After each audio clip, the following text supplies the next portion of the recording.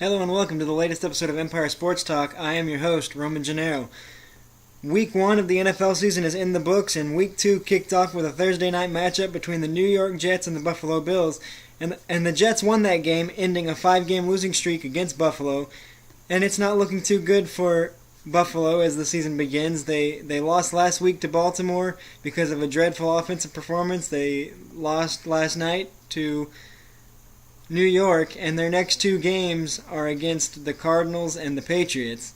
So it's going to be a rough start for Rex Ryan and the Buffalo Bills. The Chicago Cubs became the first team in the major leagues to clinch their division. Even though they lost last night, they were still able to clinch their division, and it's the Cubs' first NL Central title since 2008. They won today on a walk-off home run by Miguel Montero, which allowed them to celebrate properly in front of their home fans. The Cubs became, I believe it was the 5th fastest team to clinch, as they did so after only 146 games. So they clinched before anybody else, and I believe the fastest time was by the 2001 Braves. It was right around the 140 mark, so they were right there with them, among the fastest to clinch. As Week 1 of the NFL season is in the books, I can't help but think there were a lot of rookie quarterbacks that made their first career starts. You had Trevor Siemian of the Broncos, Carson Wentz of the Eagles because of the Sam Bradford trade, Dak Prescott, and I believe that Dak Prescott and the last one will come to me in a minute. But they were all impressive, except for Dak Prescott, which is interesting because Dak Prescott was the rookie with the most buzz coming into his first start. But he threw the ball right around 45 times. He only completed about half of them. And he threw for under 200 yards. No, he threw for 200 yards. But he was the only one of the rookie quarterbacks that lost. The other one was Jimmy Garoppolo of the Patriots. He was the only one of the rookie quarterbacks that lost. Trevor Siemian beat the Panthers. Garoppolo beat the Cardinals. And Carson Wentz beat Cleveland, I believe. And so Dak, losing 20-19 to the Giants because of a play where Cowboys wide receiver Terrence Williams failed to get out of bounds, was the only one to not win. And a lot of people were high on Dak Prescott and his expectations filling in for the injured Tony Romo because of his nearly flawless preseason. But because that preseason was so flawless, which it rose his expectations even as a rookie, and he failed to live up to those expectations. And the flaws that we did not see in the preseason showed themselves in the game. He was not very accurate, as I said. I believe it was 24 for 45. Not a lot of yards, right around 200. And he didn't. And the throws he did complete or not, he didn't look very accurate. He overthrew some wide receivers. He missed some easy shots, and he didn't target his number 1 receiver, Dez Bryant, more than 5 times. And Dez Bryant only caught 1 of those. Not his fault, though, because 2 of those were uncatchable. 1 of those, he led Dez into the sun. He underthrew the ball, which forced Dez to come back and try to make a leaping catch, but the sun was coming through the roof, and it got in his eyes. And another one was overthrown, forcing Dez out of bounds in the end zone. So it wasn't all Dez's fault that he only caught 1 ball. He was only targeted 5 times. Even if there's good coverage, and you have one of the best receivers in the league, even if there's good coverage, you still need to throw to him. There's still no excuse for that. So Dak, for more than one reason, did not impress in his first game. Carson Wentz, on the other hand, looked very sharp. He passed for over 200 yards, I believe 248 yards. And Garoppolo looked unflappable. He looked like he was ready to take over that job. The question is, 4 weeks from now when Tom Brady comes back from his suspension, I guess 3 weeks now, 3 weeks from now when Tom Brady comes back from his suspension, what happens? We've seen in situations, Brett Favre, Peyton Manning, Joe Montana, that when an organization gets a new guy that they're excited about, there being Aaron Rodgers or Andrew Luck or Steve Young, they're not afraid to part with their franchise quarterback to make way for a new franchise quarterback. Now, what you might think, well, this is Tom Brady. Tom Brady is probably the greatest quarterback of this generation. Well, so they said that about Peyton Manning too, and he finished his career in Denver. There are a lot of analysts, including Colin Cowherd, that thinks it's 100% clear that Brady will not finish his career with the Patriots, but instead be pushed aside like the others for Jimmy Garoppolo, for the Patriots to move on in that direction. And one big difference that does not go in Tom's corner is that Bill Belichick is not the kind of coach that shows loyalty to his players, where he won't keep them around just because they've played for him for so long. He's not known for that. He makes strict football decisions, and one of the things that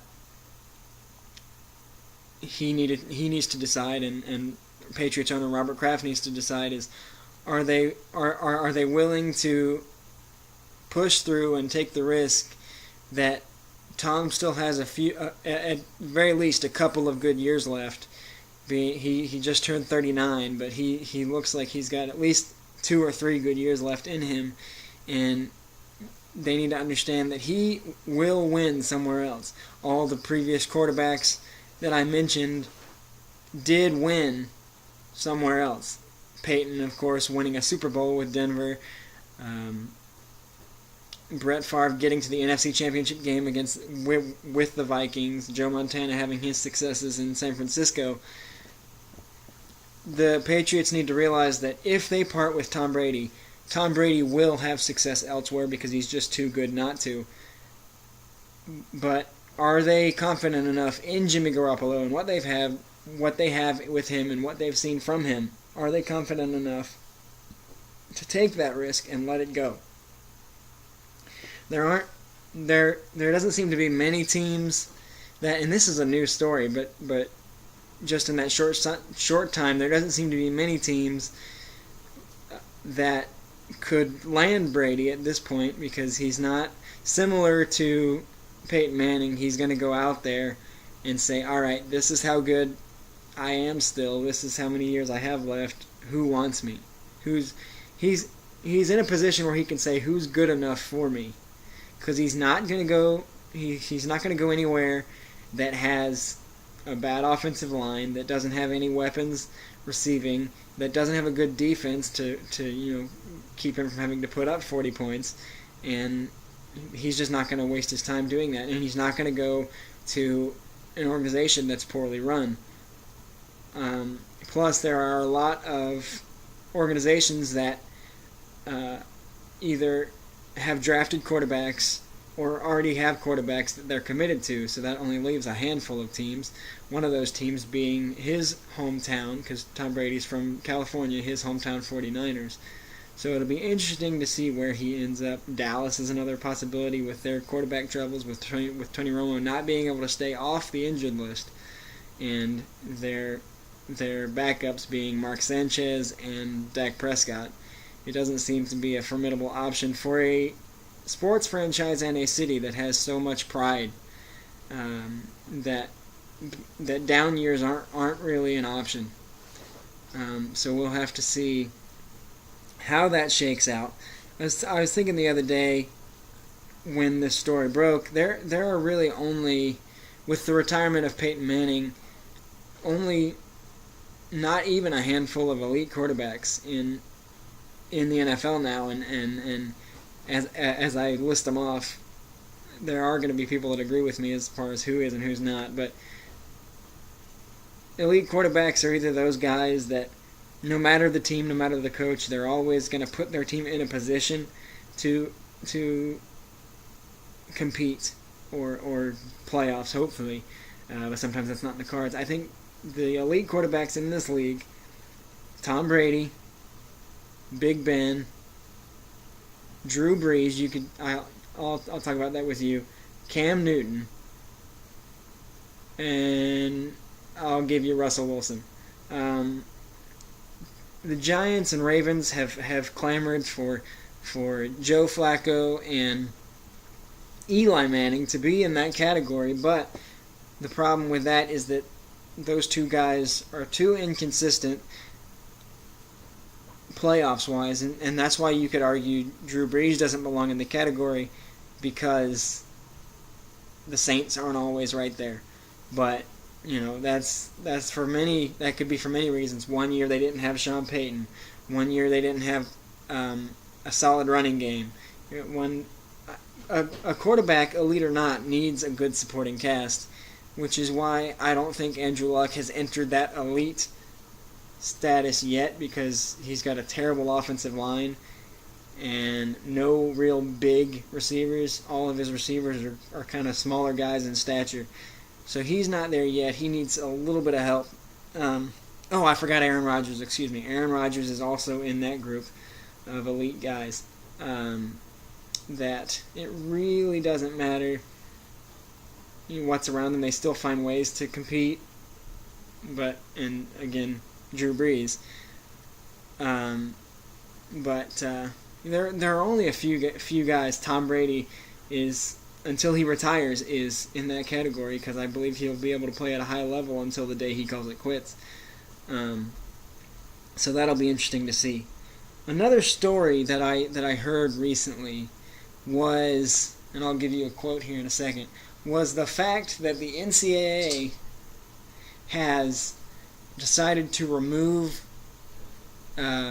championship games and neutral site games from the state of North Carolina regarding their rules or their law against the gender bathroom issue. North Carolina issuing a law, that men and women have to use the bathroom of the gender that they were born in. That's how you say it. And so, because of that, they are taking neutral site and championship games, tournament games in basketball, away from the state. And the ACC has made their own statement about doing the same thing in other sports. And there has been a lot of backlash about that. This is an older story, but this is a new wrinkle that I heard. Movie production and things like that have also been taken away from North Carolina due to this law. A lot of people don't agree with it, and I don't want to get into that too much. But there was a statement that a friend of mine posted that I wanted to share, because it was an interesting thought about the state of athletics and the state of everything in this country with these laws going on. And this is from a friend of mine, David Clausen. He said, these are his words. He said, just to clarify, the organization being NCAA, the organization that divides leagues into men's and women's divisions based on physical gender, is boycotting a state for separating bathrooms into men's and women's based on physical gender. That's an interesting thought. It's clear we never have a situation where men's and women's basketball face off in an official capacity. The basketball teams in college play each other in practices sometimes, but they never cross paths on the court officially. And there are clear lines that are drawn in that case.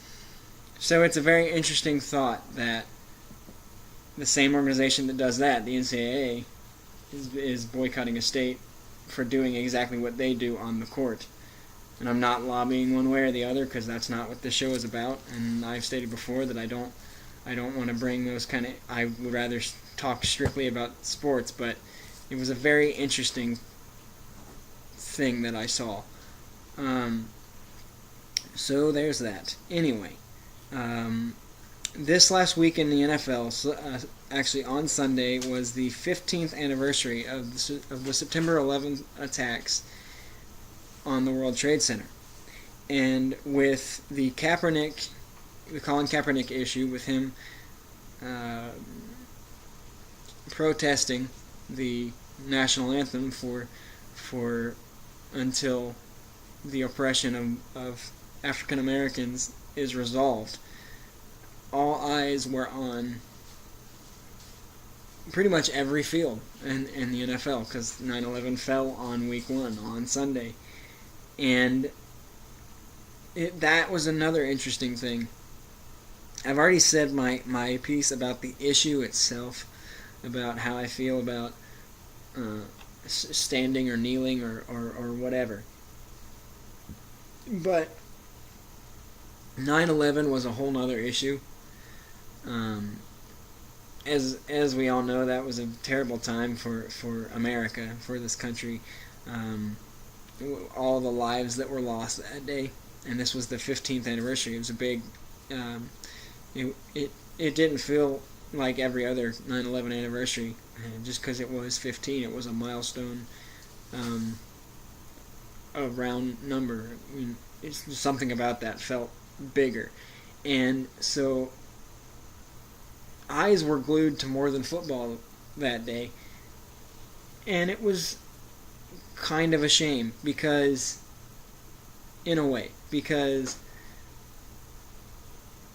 before every game there was a moment of silence. Before every national anthem we had a moment of recognition for the lives that were lost, and the Marines or military would come out and unfurl the flag like they always do for the national anthem. For the national anthem. And instead of the cameras going to the flag, going to the military that were holding that flag in place for the national anthem, for the moment of silence, the cameras were looking at who was kneeling, at who was standing with their hand over their heart and who was not. And in a moment where we should have been focused on that flag and what that flag represented, and remembering a moment in this country that was in no way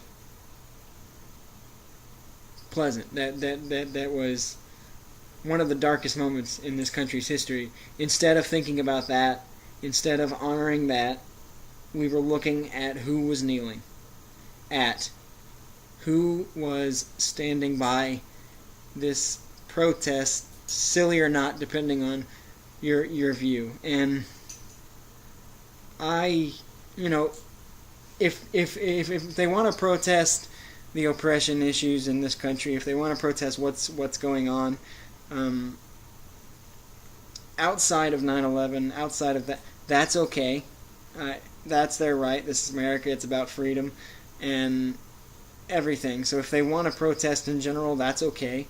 But if there was ever a day to drop it and let it go and focus on a bigger picture, it was 9/11. A day where Americans need to unite no matter what, to remember what happened. And I thought the most powerful image from that day was a picture that was captured of the man that started it all, Colin Kaepernick. There was a picture of the 49ers sideline, and they had the flag pulled out all the way stretched across the field, and there was a Marine in full uniform standing by the 49ers sideline. And the picture was taken over his shoulder to the sideline, and Colin Kaepernick was kneeling directly behind him. and I think that was a clear image of the division that this issue is causing, and I don't think it divides locker rooms per se, because football does that. The only severe locker room divisions that we've seen were game related. Baseball, football doesn't matter, but still having the knowledge that half your team does one thing, half your team does another. I don't think it would physically divide them, but I think there are some aspects of that can't be good for an organization. The Seattle Seahawks decided before the season that whatever they did, they were going to do together. Whether they stood, whether they kneeled, whether they put their hands over their heart, that they were going to do together, that they were going to stay united as a team, which I thought was a good decision for them to make, because I believe there were 4 Dolphins, including Arian Foster, that did it. There were Colin Kaepernick obviously does it. There was a Chiefs defensive player, Marcus Peters, that stood up and raised his right fist at the end of the line. So I think that could have definite repercussions later, and I don't know if it would spill onto the field or anything, but it's not a good idea for a team to come apart, to not be unified in any issue. But that was just interesting. All eyes were on sidelines this past Sunday and this 9/11, which was a real shame. But and I don't see this protest thing ending anytime soon. But that happens now, I guess. So, but anyway, I'm done with that. But football, it's going to be a good week in football coming up. We have some good games. Jacksonville is looking much better. They're playing Baltimore, and Baltimore is looking to start 2-0, which I think is the first time since they won the Super Bowl it would be 2-0. And Minnesota and Green Bay are playing on Sunday night, which takes a bit of a hit with Minnesota not having Teddy Bridgewater. But that still should be a good game. It's the divisional game. Minnesota's defense proved last week how good they are with 2 touchdowns, 2 defensive touchdowns. Arizona's defense looks for a bounce-back week because they really got taken apart by Garoppolo, which we didn't expect. We really didn't. So we'll have to see how they bounce back. And there's just some good games. The Colts are playing Denver. That's a good offense versus defense game. Andrew Luck had a great performance last week, and we'll have to see how he handles that Denver defense that looked pretty good against Carolina and Cam Newton. A game that interests me for personal and football reasons are the Atlanta Falcons are taking on the Oakland Raiders. And why that's interesting is because Julio Jones played at the University of Alabama for college, as did Amari Cooper. They played at separate times, one right after the other. But when you have one thing college sports does, especially for players, is unites alumni and current students alike. And apparently Julio Jones and Amari Cooper have been, they're friends. They've been exchanging text messages. Julio's been giving Amari advice about the NFL, about his time at Alabama while he was there. And this week, they're facing off against each other, sharing the same field for the first time. And that should be a really, really good game. Oakland has an up and coming team. A lot of people expect them to win the AFC West, myself included. And Atlanta has Julio Jones, has Devonta Freeman, has Matt Ryan, a very solid team. So we'll have to see how that goes. It's an Alabama Crimson Tide reunion, but the NFL is entering week 2. Week 2 has started now, with Matt Forte of the New York Jets putting an exclamation point on the beginning of that week, and then that Thursday night game with 3 touchdowns. So it's looking like his leaving Chicago for another option was a good plan. What's interesting to me is all these teams that need quarterbacks, and all these teams, where will Tom Brady go? Dallas doesn't have a quarterback. All these different things, and nobody's talking about the fact that Jay Cutler is still the quarterback in Chicago. He completes 50% of his passes. Most of the ones he throws incomplete land in the hands of the other team. If I was Chicago's GM or owner, I would seriously consider drafting a quarterback in 2017, whether it be Greg Ward Jr. from Houston or the guy from Louisville, or whoever emerges as the best quarterback this season that's draft eligible. I think Chicago, especially with Green Bay and Minnesota getting better and more difficult to hang with, and even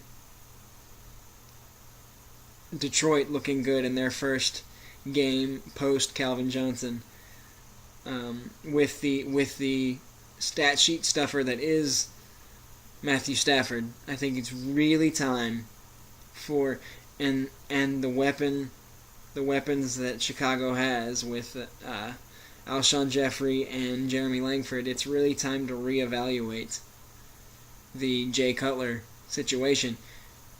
I think he was only re-signed because Brandon Marshall, who was playing there at the time, said, "Hey, this is my quarterback, and if he goes, I go." That is my theory as to why Jay Cutler signed that mega deal a couple of years ago. Well, Brandon Marshall's gone. Brandon Marshall is in New York with the Jets now. So, other than the money that they're paying him, that they're paying Cutler, they really have no allegiance to him at the moment. But NFL franchises, they throw around unnecessary money all the time. But with Marshall gone, there's really no reason to keep him around. The best game I ever saw Cutler play was last year on I believe, Monday Night Football against the Chargers, and he far exceeded anything else that I've ever seen from him. So there's really no level of consistency with him. Which, good or bad, you need to be able to expect consistency from the quarterback position. Hopefully good, but you need to be able to expect consistency nonetheless, which is something that Jay Cutler does not do. It's either hills or valleys. So it's about time to reevaluate the quarterback position in Chicago, which is another very proud sports city like Dallas. So it's time. Baseball season's only got about 15 games left. The wild card races, the division races are tightening up, and this was supposed to be the year for the San Francisco Giants. This was supposed to be their banner year because of the 2010, 2012, 2014 thing. It's supposedly their year to win a championship, but since the All-Star break, they are by far the worst team in the league. They have the worst record. I don't know the exact numbers right now, but no one's even close. They are dropping games left and right, and somehow they're still hanging on to that second wild card spot, but it's not looking good for them. So it looks like that streak will finally be broken. That is all the time I have for today. We look forward to seeing you next week. And for Empire Sports Talk, I'm Roman Gennaro signing off.